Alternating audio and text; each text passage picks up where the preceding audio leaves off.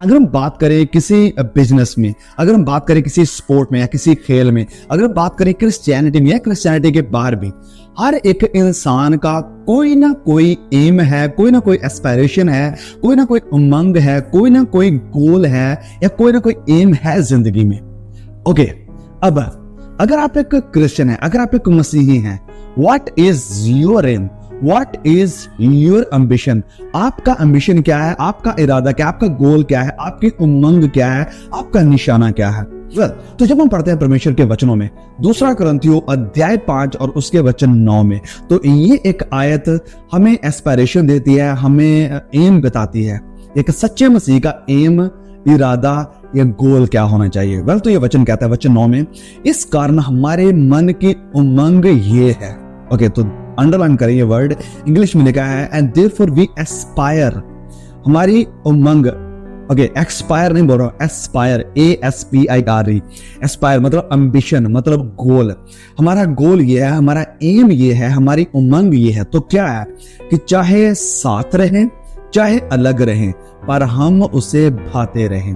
कि या हम शरीर से दूर होकर, मसीह से दूर होकर, चाहे उससे अलग हैं, या चाहे जब हम मसीह के साथ जा मिले हैं, हमारा एम, इरादा, गोल, एम यही है कि हम उसे भाते रहे। एंड इंग्लिश में ये बहुत ही क्लियर है, लिखा है whether being at home or being away to be well pleasing to him। किसी और ट्रांसलेशन में लिखा है our aim is, our ambition is to please God। खुदा को प्रसन्न करना, खुदा को खुश करना, यही हमारा एम है, यही हमारा इरादा है। ओके, तो ये जो वचन लिख रहा है, ये वचन लिख रहा है संत पौलुस। संत पौलुस ने जब खुदा मसीह यीशु को अपने जिंदगी में कबूल किया, तो उसने ये इरादा ठान लिया था, उसने अपनी जिंदगी का ये एम्बिशन बना लिया था, ये गोल बना लिया था कि चाहे मैं कुछ भी करूं, कहीं भी जाऊं, मेरा इरादा यही है, मेरा गोल यही है, मेरा एम यही है कि मुझे अपने भेजने वाले खुदा मसीह यीशु को प्रसन्न करना है, उसे खुश करना है। तो जैसे मैंने कहा कि हर एक फील्ड में हमें किसी न किसी इंसान के अंदर एम देखने को मिलता है। अगर कोई स्पोर्ट्समैन है, अगर कोई क्रिकेट में जाना चाहता है, तो उसका एम है कि मुझे इंटरनेशनल खेलना है, मुझे इंडिया के लिए खेलना है, तो वो उसके लिए अपनी दिल जान से मेहनत करेगा। अगर कोई दूसरा इंसान है जो एथलीट बनना चाहता है, तो उसके लिए दिन रात मेहनत करेगा। फिर कोई और इंसान जो कि बहुत बड़ा बिजनेसमैन बनना चाहता है, वो उसके लिए बहुत ज्यादा मेहनत करेगा, और जो जहां कहीं भी होगा उससे सीखने को मिलेगा, वो वहां से सीखेगा। तो एज ए क्रिश्चियन हमारा भी एक एम है, हमारा भी एक गोल है, और वो गोल सिर्फ स्वर्ग जाना नहीं है। बहुत सारे मसीहों की गलती ये है, बहुत सारे मसीह इस बात में गुमराह हैं कि हमारा एम है बस स्वर्ग में जाना। नहीं, अगर आप स्वर्ग में जाना आपका एम है, तो यही कारण है कि बहुत सारे क्रिश्चियंस आज डिफीटेड है, बहुत सारे मसीही आज गुनाह के ऊपर जयवंत नहीं हो पाते हैं। इसीलिए वो एक बहुत ही निराशा भरी, गुनाह भरी और पाप भरी, कंप्रोमाइज, समझौता करी हुई जिंदगी गुजार रहे हैं। कारण क्योंकि जो उनका एम्बिशन है, जो उनका गोल है, वो क्लियर नहीं है, निशाना क्लियर नहीं कि हमें करना क्या है। और जो राइट गोल है, जो राइट एम्बिशन है, जो सही इरादा है, वो उन्होंने अभी तक नहीं पकड़ा है। संत पौलुस कह रहा है अपने इस खत में लिखते हुए कि हमारे मन की उमंग ये है, मेरे मन की इच्छा ये है, मेरा एम्बिशन, मेरा एम ये है कि चाहे हम देह में हो या देह के बाहर हो, चाहे साथ रहें या अलग रहें, हमारा इरादा है खुदा को प्रसन्न करना, कि उसको भाते रहे, उसको प्रसन्न करें। ओके, एक और एग्जाम्पल हमें पवित्र बाइबल में देखने को मिलती है जिसने परमेश्वर को प्रसन्न किया। आपने गैस कर लिया होगा, खुदा मसीह यीशु।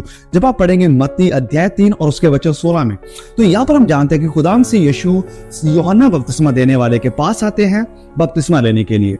और जैसे ही प्रभु यीशु बपतिस्मा लेते हैं, तो वचन में लिखा है कि पवित्र आत्मा उनके ऊपर कबूतर की नाई उतरता है। और जब ये आत्मा उतर रहा है, तो वचन में लिखा है कि स्वर्ग से एक आवाज आती है, और वो आवाज क्या कहती है कि ये मेरा प्रिय पुत्र है जिससे मैं बहुत प्रसन्न हूं। ये मेरा बेटा है जिससे मैं खुश हूं, जिससे मैं बहुत ज्यादा प्रसन्न हूं। वहीं एक और एग्जांपल भी हमें देखने को मिलती है पूरी बाइबल में, जहां पर वचन में लिखा है कि परमेश्वर उनसे खुश नहीं थे। ओके, तो वो कौन लोग थे? वो है इजरायली लोग। इजरायली लोग जब मिस्र से निकले हैं और हम जानते हैं कि मिस्र में उनके हालात क्या थे, वो कैसे वहां पर अपनी जिंदगी गुजार रहे थे। उनकी कोई आइडेंटिटी नहीं है, उन्हें मारा जाता है, उनके ऊपर प्रेशर डाला जाता है कि और ज्यादा सख्त काम करो, रेस्ट करने के लिए उन्हें कुछ भी समय नहीं है। यहाँ तक अपने बच्चों के साथ टाइम स्पेंड करने का उनके पास बिल्कुल भी वक्त नहीं है। खुदा की आराधना करना, बंदगी करना, प्रार्थना करना, ये तो बात ही दूर की रही। तो उस परेशानी में ये लोग रोते हैं, चिल्लाते हैं, खुदा से कहते हैं कि हमें इस गुलामी से निकाल, और खुदा फिर उनके लिए सोल्यूशन को निकालते हैं। मूसा को भेजते हैं, मूसा जाता है और उन्हें इस गुलामी से निकाल कर लेकर आता है। और जब ये लोग रास्ते में हैं, जब ये लोग विल्डरनेस में हैं और इस गुलामी से निकलकर वायदा की हुई धरती, कनान की धरती जो खुदा ने इनसे वायदा किया कि मैं तुम्हें दूंगा, वो उस जगह पर लेकर जा रहे हैं, तो रास्ते में ये लोग ऐसे काम करते हैं जिससे देखकर परमेश्वर के वचन में लिखा है कि उनमें से बहुतों के साथ परमेश्वर खुश नहीं थे। उनमें से बहुतों के साथ परमेश्वर प्रसन्न नहीं थे। क्यों प्रसन्न नहीं थे? उनके जिंदगी में ऐसा क्या था जो प्रभु यीशु मसीह की जिंदगी में था, या प्रभु यीशु मसीह की जिंदगी में ऐसा क्या था जो इन इजरायलियों की जिंदगी में नहीं था? वेल, तो बहुत ही क्लियर है, बहुत ही क्लियर है। वचन में लिखा है सबसे पहली बात कि खुदावन मसीह यीशु अपने माँ बाप के अधीन रहा। फिर जब आप इब्रानियों के खत में पढ़ेंगे तो वहां पर भी लिखा है कि मसीह यीशु इस दुनिया में रहते हुए हर एक गुनाह में परखे तो गए, लेकिन उन्होंने कभी कोई पाप नहीं किया। दूसरी तरफ ये इजरायली लोग थे, इन्होंने क्या किया?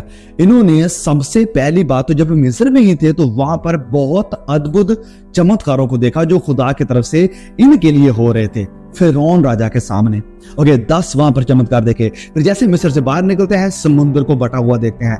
इमेजिन करके एक बार सोच कर देखें, ये कितना बड़ा अद्भुत काम था कि आप निकले हैं, सामने बहुत गहरा और बहुत ही बड़ा समुद्र है और पीछे फिरौन की फौज आ रही है, और अब आपको लगता है कि अब आपकी कहानी खत्म हो चुकी है, अब आपको कोई भी बचा नहीं सकता, आपका एंड है, आप भागने का, बचने का कोई रास्ता नहीं है। ना आप पीछे जा सकते हैं, ना आप आगे जा सकते हैं, ना साइड जा सकते हैं, क्योंकि आप पैदल जा रहे हैं, बच्चों के साथ जा रहे हैं और उधर से फौजें आ रही हैं, आर्मी आ रही है जो घोड़ों के ऊपर सवार है और वो आपको खत्म करने के लिए आ रही है। क्या होता है? हम जानते हैं कि एक अद्भुत काम होता है जो उन्होंने कभी सोचा नहीं था कि क्या ऐसा भी कुछ हो सकता है। ये समुद्र है, जो पानी है वो 2 हिस्सों में फट जाता है, बट जाता है, साइड में पानी की दीवारें बन जाती है और ये लोग बीचों बीच निकल कर आ रहे हैं। जब ये निकल कर आते हैं उसके बाद भी ये पूरे आप उनकी जर्नी को, उनके सफर को पढ़कर देखेंगे पुराने नियम में, तो आपको पता चलेगा कि कितने कितने अद्भुत काम खुदा ने उनके लिए किए। चमत्कारों के साथ उनकी जिंदगी भरी हुई थी। लेकिन ये जो चमत्कार है, ये आपको कभी भी ऐसा नहीं बना सकते हैं कि आप खुदा को प्रसन्न करने वाले बने। अगर आपकी जिंदगी में कोई भी चमत्कार नहीं है, लेकिन अगर आप खुदावंद मसीह यीशु के आज्ञाकार है, खुदा मसीह यीशु के साथ वफादार है, तो yes, you are well pleasing to him. आप खुदा को बहुत प्रसन्न कर रहे हो। इसके एग्जांपल मैं आपको दे रहा हूं। मसीह यीशु, दूसरी तरफ मसीह यीशु के बारे में हम क्या जानते हैं? 30 साल की उम्र में प्रभु यीशु मसीह का बपतिस्मा हो रहा है। उससे पहले वो अपने माँ बाप के साथ है। उससे पहले उन्होंने कोई बहुत बड़ा लेक्चर प्रचार नहीं किया है। 30 साल से पहले उन्होंने कोई बहुत बड़ा चमत्कार नहीं किया है। जैसे वचन में हमें रिकॉर्डेड देखने को मिल रहा है कि जब उन्होंने मिनिस्ट्री को शुरू किया तभी उन्होंने प्रचार करना शुरू किया, तभी उन्होंने बीमारों को चंगा करना शुरू किया, तभी उन्होंने चमत्कार करने शुरू किए। ये सब कुछ बाद में हुआ, जब उनका बपतिस्मा हो सबके बाद में हुआ। लेकिन बपतिस्मा से पहले उनकी जिंदगी क्या थी? वो अपने माँ बाप के घर में था, वो काम करता था। वचन लिखा कि वो अपने माँ बाप के अधीन था। तो यहां से हमें क्या सीखने को मिल रहा है? प्रभु यीशु की जिंदगी में कोई चमत्कार नहीं है। प्रभु यीशु ने कोई बहुत सारे लोगों को नहीं अभी तक सुसमाचार सुनाया है, बहुत सारी रूहों को नहीं बचाया है, लेकिन फिर भी परमेश्वर उससे प्रसन्न है। फिर भी परमेश्वर उससे प्रसन्न है। आप हो सकता है बड़े अद्भुत काम कर रहे हो, आप हो सकता है बहुत सारा टैलेंट लेकर चर्च में प्रैक्टिस कर रहे हो, या चर्च को वर्शिप में लीड कर रहे हो, या चर्च के सामने प्रचार कर रहे हो, या हो सकता है आप अन्य भाषा बोल रहे हो। लेकिन अगर आपकी जिंदगी में ओबीडियंस नहीं है, अगर आपकी जिंदगी में खुदा से यीशु के प्रति आज्ञाकारी नहीं है, वफादारी नहीं है, तो आप ये सारी चीजें करने का कोई फायदा नहीं है। आप बिल्कुल इजरायली की तरह ही हैं। बहुत कुछ कर रहे हैं खुदा के लिए, बहुत कुछ देख रहे हैं जो खुदा आपकी जिंदगी में कर रहा है, लेकिन फिर भी आप प्रभु से दूर हैं, उसके साथ आपका कोई रिलेशन नहीं है, हर बात में आप उसकी इच्छा को नहीं मान रहे हैं, तो आप उसे प्रसन्न करने वाले नहीं हैं। बहुत सारे कहते लोगों का आज स्पेशली अगर पंजाब की क्रिश्चियनिटी की बात करें तो चिन्ह चमत्कारों के पीछे दुनिया बहुत भाग रही है। और फिर दूसरा एक व्यू है अन्य भाषा को लेकर। अन्य भाषा तो बोलना ही है, हर किसी को बोलना ही चाहिए। अगर आपके पास अन्य भाषा नहीं है तो आपके पास पवित्र आत्मा नहीं है। तो मैं आपको बताना चाहता हूँ, आप चाहे अन्य भाषा को छोड़कर कितनी भी भाषाएं बोल लें, लेकिन अगर आपकी जिंदगी में ओबीडियंस नहीं है, अगर आप वचनों के अकॉर्डिंग नहीं है, अगर आपकी जिंदगी में नम्रता नहीं है, अगर आपकी जिंदगी में गुनाह के ऊपर विजय नहीं है, जीत नहीं है, तो आप एक डिफीटेड क्रिश्चियन है, भले ही आप कितनी भी अन्य भाषा बोल रहे हैं। बात करें खुदा मसीह यीशु की, तो क्या उन्होंने कोई अन्य भाषा बोली? जवाब है नहीं, उन्होंने अन्य भाषा नहीं बोली, फिर भी परमेश्वर उसे देखकर कहता है कि ये मेरा बेटा है, इससे मैं बहुत प्रसन्न हूं। परमेश्वर को अन्य भाषा नहीं बोली। आज कितने मसीह इसी बात को लेकर गुमराह है, इसी बात को लेकर परेशान है, दुखी रहते हैं कि वेल मुझे अन्य भाषा का वरदान नहीं है, तो इसका मतलब क्या मैं परमेश्वर का आत्मा मेरे पास नहीं है? जवाब है कि ऐसा बिल्कुल भी नहीं है। अगर आपके पास पवित्र आत्मा है तो आप गुनाह के ऊपर जयवंत होंगे।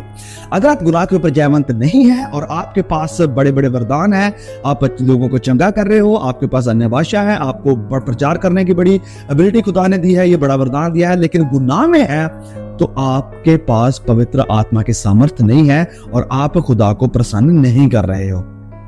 प्रिय, ध्यान से सुने मेरी बात को। अन्य भाषा, चमत्कार, चिन्ह चमत्कार, मैं ये नहीं कह रहा हूं कि ये जरूरी नहीं है। ये एक वो गिफ्ट है, वो वरदान है जो परमेश्वर ने चर्च की ग्रोथ के लिए और पर्सनल ग्रोथ के लिए, हमारी आत्मिक ग्रोथ के लिए दिए हैं, और मैं इनका कभी इनकार नहीं करता हूं कि ऐसा नहीं होता है।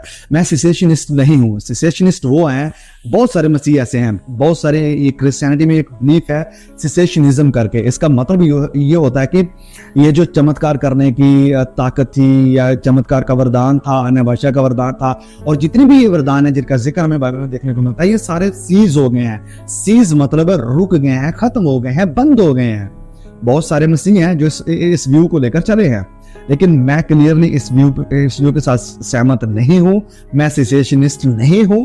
मैं मानता हूं कि खुदा आज भी जिंदा है, उसका आत्मा हमारे साथ है और उसका आत्मा आज भी काम कर रहा है। मैंने अपनी जिंदगी में उसके कामों को अनुभव किया है, तो इस कारण मैं कभी भी इस चीज का इनकार नहीं करता हूं।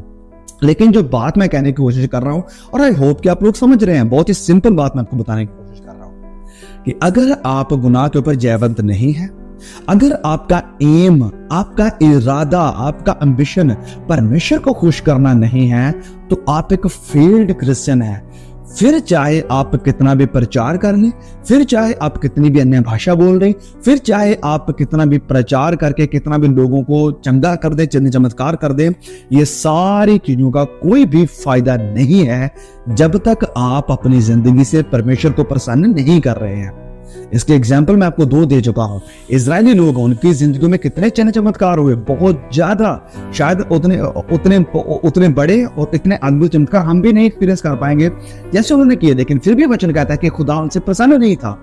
दूसरी तरफ में से यीशु है, जिसने कोई चमत्कार नहीं देखा, कोई प्रचार नहीं किया, कोई अन्य भाषा नहीं बोली, लेकिन फिर भी परमेश्वर के वचन देखा कि प्रभु यीशु के बारे में पिता की ये आवाज आती है कि ये मेरा बेटा है जिससे मैं बहुत प्रसन्न हूं। सो मेरे प्रिय भाइयों और बहनों, आइए हम अपनी जिंदगी का एम बनाएं। ये प्रार्थना मत करते रहिए कि प्रभु मुझे ये वरदान दे दे, मुझे वो वरदान दे दे। मैं ये नहीं कह रहा हूं कि ये प्रार्थना करनी नहीं चाहिए, मैं कह रहा हूं कि ये प्रार्थना ही ना करते रहिए कि मुझे ये वरदान मिल जाए, मैं ये करना चाहता हूं, मैं वो करना चाहता हूं। सबसे जरूरी और मेन गोल ये जिंदगी का रखे, आत्मिक जिंदगी में ग्रो होने के लिए, कि पिता मैं आपको प्रसन्न करना चाहता हूं, मैं आपकी मर्जी को पूरा करना चाहता हूं। और प्रभु यीशु का secret through out his life यही था, पिता की मर्जी को पूरा करना, पिता की मर्जी को पूरा करना। प्रभु यीशु कहते हैं कि मैं अपने भेजने वाले की मर्जी को पूरा करने के लिए आया हूं। यीशु जब गतसमनी में है तो वहां पर उनकी क्या प्रार्थना है कि ये प्यारा मुझसे हट जाए, लेकिन फिर भी मेरी नहीं, तेरी मर्जी पूरी हो। जब हम प्रभु की मर्जी को पूरा करने के लिए दौड़ते हैं, जब हम प्रभु यीशु मसीह की मर्जी को पूरा करने के लिए प्रार्थना करते हैं, जब हम परमेश्वर की मर्जी में चलने के लिए हमेशा तैयार हैं, तो हम खुदा को प्रसन्न करने वाले हैं। प्रभु की मर्जी हमें कहां देखने को मिलेगी? प्रभु की मर्जी हमें देखने को मिलेगी खुदा के इन वचनों में। इस कलाम में प्रभु की बातें हैं, इस कलाम में उसकी आज्ञाएं हैं, इस कलाम में उसकी मर्जी है कि तुम्हें क्या करना है, क्या नहीं करना है, कैसे अपनी जिंदगी को गुजारना है, कैसे नहीं गुजारना है, परिवार के साथ आपका बिहेवियर कैसा होना चाहिए, आपके पत्नी के साथ, आपके पति के साथ आपको कैसे रहना है, बच्चों के साथ आपको कैसे रहना है, अपने माँ बाप के साथ कैसे बिहेव करना है, अपने सोसाइटी में कैसे बिहेव करना है, चर्च कैसे चलना चाहिए, चर्च में सेवकाइयों का कैसे चलन होना चाहिए। ये सारी बातें हमें ऑलरेडी वचनों में देखने को मिलती है। ये सारी परमेश्वर की मर्जी है जो हमें वचनों में देखने को मिल रही है। और अगर आप इसे पूरा कर रहे हैं, आप परमेश्वर की मर्जी को पूरा कर रहे हैं। और जब आप परमेश्वर की मर्जी को पूरा कर रहे हैं तो आपका इरादा, आपका गोल यही है कि मुझे परमेश्वर को प्रसन्न करना है। आइए मेरे प्रिय भाइयों और बहनों, हम लगातार ये प्रार्थना करें कि खुदा, जैसे ये वचन कह रहा है, जैसे संत पौलुस कहते हैं दूसरा थिस्सलुनीकियों और दूसरा कुरिन्थियों अध्याय 5 वचन 9 में जैसे हमने पढ़ा, इस कारण हमारे मन की उमंग ये है। क्या आप पौलुस की तरह कह सकते हैं? क्या मैं ये कह सकता हूँ पौलुस की तरह कि मेरे मन की उमंग ये है? आइए मेरे साथ दोहराएं, अगर आप तैयार हैं ये कहने के लिए, तो अगर आप ये निर्णय आज लेने के लिए तैयार हैं कि इस कारण हमारे मन की उमंग ये है कि चाहे साथ रहें चाहे अलग रहें, पर हम उससे भाते रहें।